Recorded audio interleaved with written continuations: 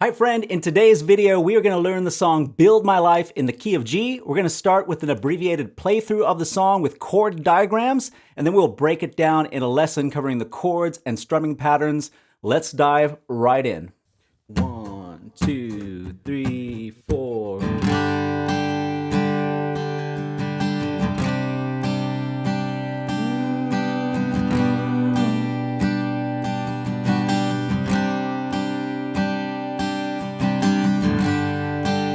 Worthy of every song we could ever sing, worthy of all the praise we could ever bring, worthy of every breath we could ever breathe. We live for you, oh. Jesus, the name above every other name. Jesus, the only one who could ever save. Worthy of every breath we could ever breathe. We live for you, oh, we live for you. Holy, there is no one like you. There is none beside you. Open up my eyes in wonder and show me who you are, and fill me with your heart and lead me in your love to those around me.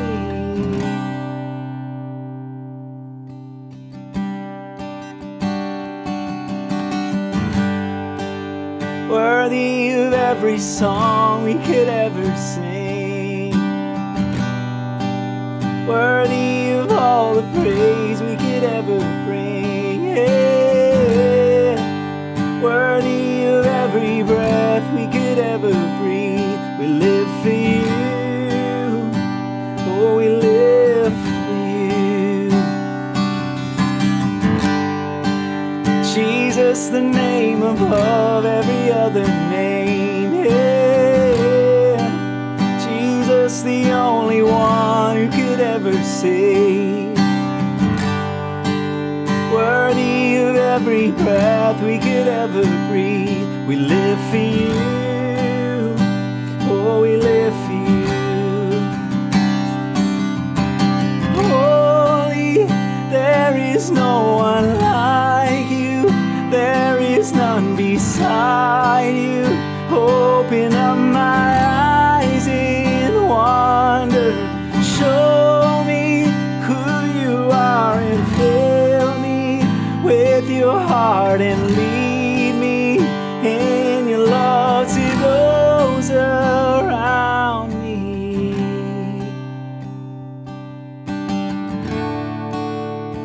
Lead me, Lord.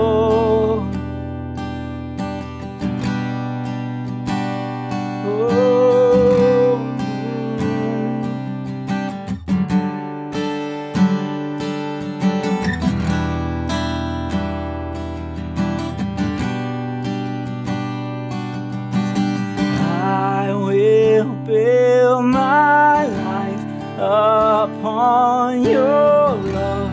It is a firm foundation. I will put my trust in you alone, and I will not be shaken. I will build my life upon your love. It is a firm foundation. I will put my trust in you alone, and I will not be shaken. Holy, there is no one like you. There is none beside you. Open up my eyes in wonder. Show me who you are and fill me with with your heart and lead me in your love to those around me.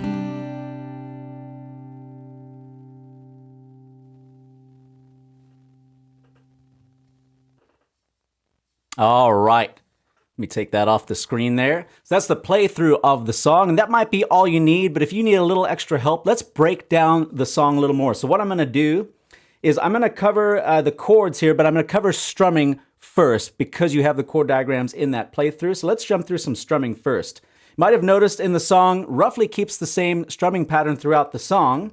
So let's look at this now.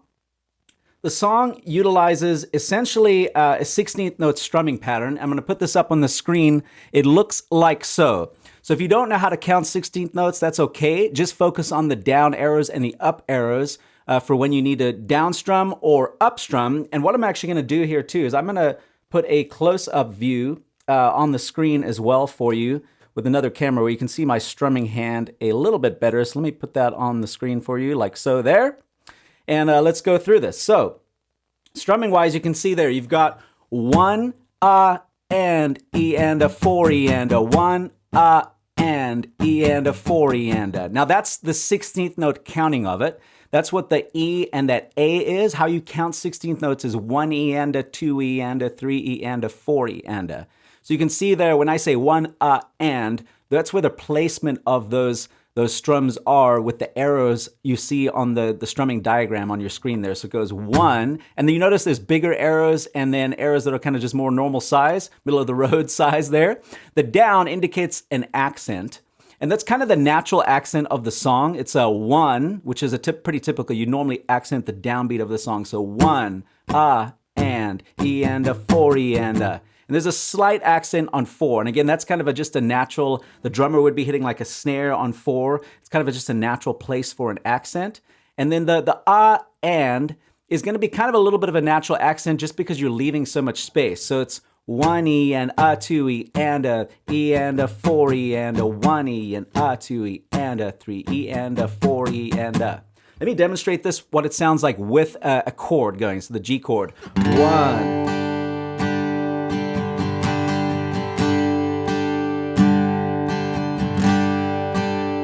So I'm going to change to the C now, kind of like the beginning, the intro of the song or the verse. It's going to sound like this. 1, and E and a 4 E and a 1, and E and a 4 E and a. And you'll notice here with this strumming hand, you can see my hand is moving constantly. So even though we're only strumming the and then E and you'll notice I'm keeping that motion going, kind of a fluid motion with the strumming hand. And so you might notice it looks like I'm almost just going 16th notes like that, but I'm essentially just moving a little bit away from the sound hole and the strings and just keeping that fluid motion. And that way it's not choppy. Like you don't want it to sound like a robot. 1, and E and a 4 E and a 1, all right? It's painful to even do that, painful to watch, I'm sure. You don't want to sound like a robot like that or even feel like a robot, just being really tense in your playing. So you want to just try and loosen up, keep that fluid motion going, and again, get that strumming pattern. 1, and E and a 4 E and a 1. Now, I'm going to put another strumming pattern on the screen because later on in the song, if you listen to the recording, eventually when everything, like the dynamic of the song is really high intensity, essentially the acoustic player is just going full 16th notes, but kind of keeping those patterns, which are indicated by, or keeping the accents, which are indicated by the red notes there. So essentially later on in the song, it's going to sound something like this. 1, strumming wise, and I'll change chords now. I'll do it with the chorus. So here we go. Holy, there is no one like you. So you can hear, I'm pretty much keeping the 16th notes going the whole time and then just adding those accents in. So, E and a 4 E and a 1, So 1, and E and a 4 E and a. So I'm trying to talk and count it out at the same time, getting a little tripped up there, but you get the idea there. It's 1, and E and a 4 E and a 1, and E and a 4 E and a 1, And you're just kind of, again, later on in the song, keeping that dynamic going. Now, I didn't create a chord diagram for this because it's, or sorry, excuse me, a strumming diagram for this because it's pretty self-explanatory. But also, you'll notice in the recording of the song, in the bridge of the song where it's really building, I did this in the playthrough as well, especially the last time through that bridge. Essentially, all you're doing is eighth note down strum. So you're just going down, down, down, down, down, down, down, down, down, down, down, down, down, down, down, down, down, down. That's over the bridge of the song.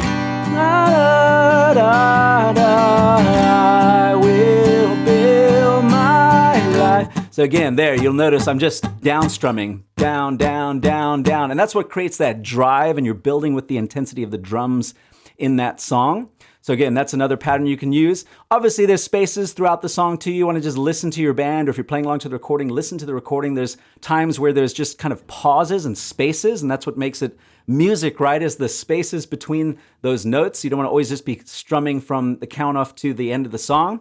The most notable place this happens is after the first chorus. There's a big hang on the C chord. So it just goes, lead me in your love to those around me, and then it goes C, 2, 3, 4, 2 bars, 2, 2, 3, 4. And then you're into the verse again. And I usually do kind of a pickup. I believe I did it in the playthrough there as well. Is, you let it hang 1, 2, 3, 4, 2, 2, 3, and a 4, and a. You can kind of do like a building dynamic pickup into the repeat verses of the song. So that strumming pattern will carry you all the way through. If you're a beginner and that's too complicated for you, there's no shame in just kind of going down strums even. Worthy of every song we could ever sing. So you could always simplify. That's the beauty of worship music, right? Is you can play to your strengths of where you're at in the season that you're in. So again, there's no shame if you need to do that, or even if you need to simplify it further. Worthy of every song. We can kind of just downstrum with the chords. Worthy of all the praise we could ever bring. So again, just cater to the season that you are at.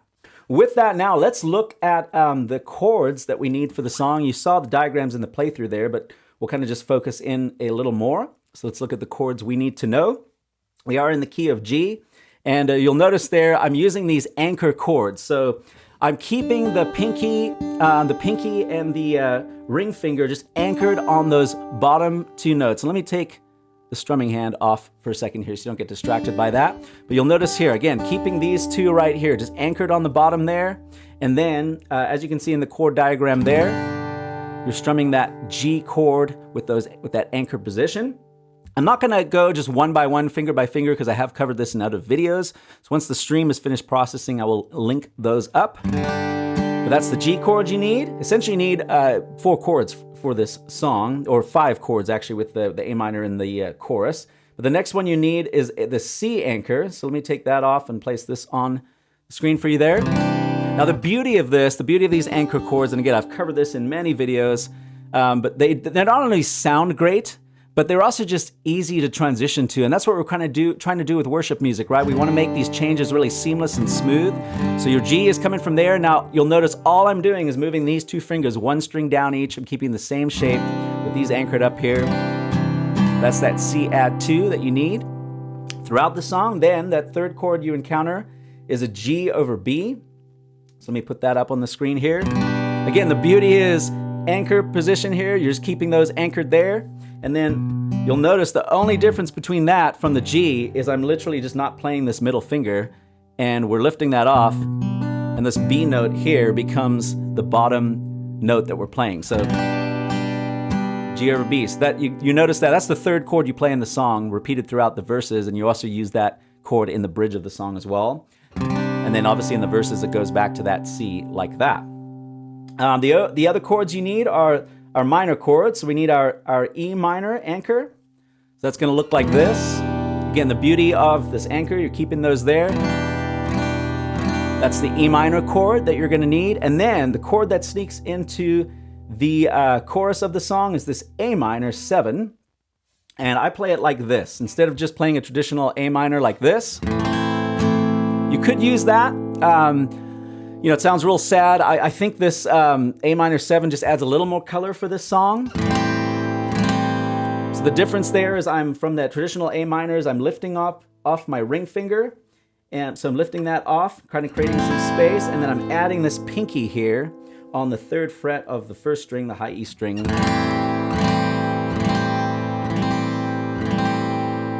And creating that A minor 7 with some color there.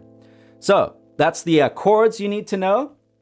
Now, then with that, you saw in the playthrough, but let me just go through this. I won't have the chord diagrams on the screen again. You could always go back to the playthrough. I just want to cover the song sections just briefly.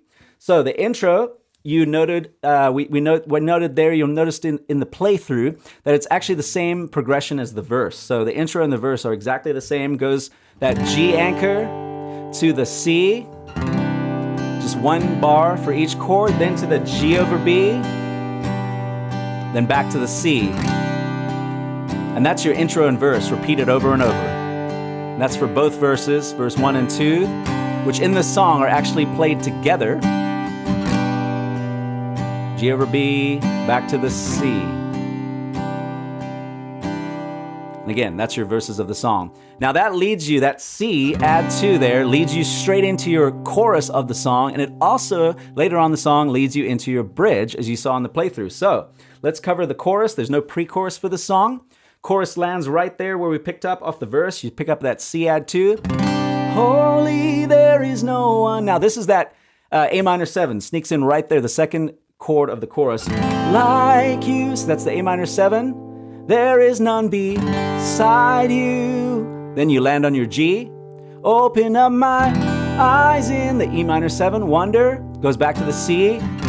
Holy, there is no one. Oh, sorry, show me who you are in A minor 7, fill me with your heart and lead me G. So the chorus just repeats the same progression. In your love to E minor 7 around me. And then back to the C at the end of the chorus for kind of that hang after the first time you do the chorus. So you'll notice kind of a theme is you're always landing and going back to that C add 2, which makes the song really nice in terms of just being able to jump around and go to different sections of the song, kind of at any moment.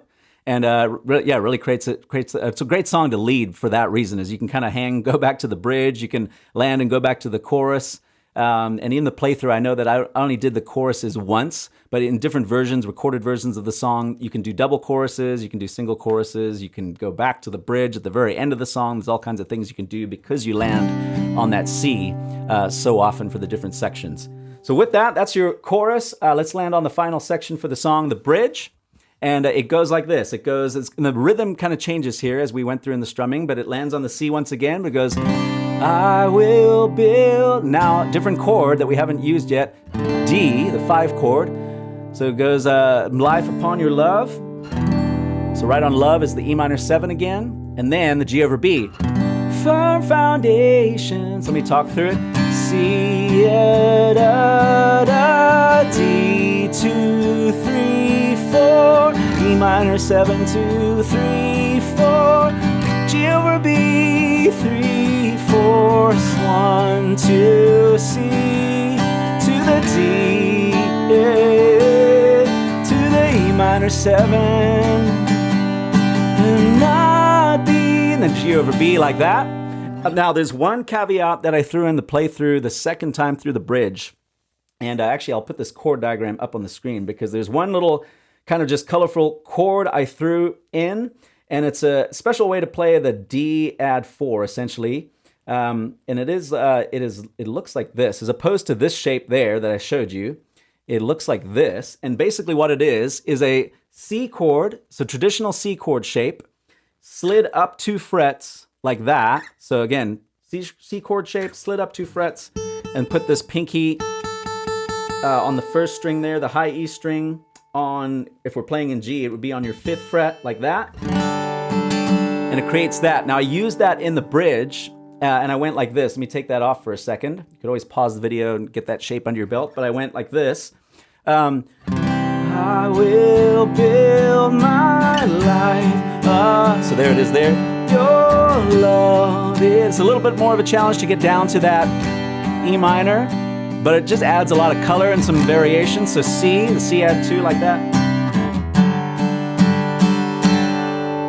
So again, you could go from that C add 2 to that shape, or you could use a traditional C and then you could slide up like that. So, I will build my life, and slide up like that. So just a little bit of a note and caveat for the bridge. But friends, that is how you play Build My Life. It's covered by many different people. Passion, House Fires. I believe I actually was involved in originally writing the song. Pat Barrett, who was obviously involved with House Fires. There's a version that he has of it. So there's a bunch of different versions, but again, all played the same way. Just an amazing song to lead. I love the declaration that we stand firm on the foundation that is Jesus, who is ultimately love. And then the prayer in the chorus of lead us in your love to those around us. Open our eyes to the wonder of who he is. An amazing song. But worship leaders and friends, before you go, I would love to get a free gift into your hands as well. If you go to Influential Worship, let me put this up on the screen. If you go to Influential Worship, there's a free guide that I've put together, 6 practices that you can implement this very week to help you gain a greater sense of confidence in your calling as a worship leader. These are things that I wish I had known when I started worship leading, things that I still implement and practice today after many years of worship ministry, and would love to get that to you. And with that, friends, God bless you, your worship teams, your ministry, most of all, your own soul. Again, keep seeking the Lord, and I will see you in the next video. God bless you.